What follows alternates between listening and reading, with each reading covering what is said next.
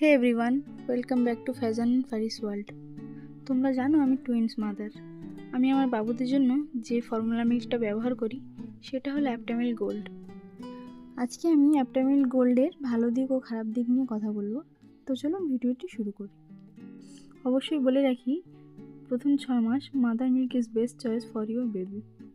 Actually আমরা চাইতাম বাবুদের ফুললি বেস্ট মিল্ক দিই, বাট টুইন্সের অনেক সময় মায়ের মিল্ক সাফিসিয়েন্ট নয়। একজন বেবি যতটা দেওয়া যায় দুজনের পক্ষে সেটা পসিবল না। সো বেস্ট মিল্ক প্রপারলি না পাওয়ার কারণে ডক্টরের অ্যাডভাইস মতো আমরা ফর্মুলা মিল্ক ইউজ করি। চলুন অ্যাপটামিল গোল্ডের ভালো আর খারাপ দিকটা নিয়ে কথা বলি। ভালো দিকটা হলো ডিএইচএ, যেটা মস্তিষ্কের বিকাশে সাহায্য করে, প্রোবায়োটিক্স যেটা পেট ভালো রাখে, ক্যালসিয়াম যেটা হাড় মজবুত করে। খারাপ দিকটি হলো এটার দামটা একটু বেশি, আর কিছু বেবিদের গ্যাসও হয়। সব বেবিদের জন্য এটা মানানসই নয়। ল্যাকটোজিন, ন্যান, সিমিল্যাক এই দুধগুলো ভালো অপশান। অবশ্যই তোমাদের ডক্টর যেটা রেকমেন্ড করবে তোমরা সেটাই ইউজ করো। ফর্মুলা মিল্ক আসলে বাবুদের জন্য খুব সেন্সিটিভ একটা জিনিস।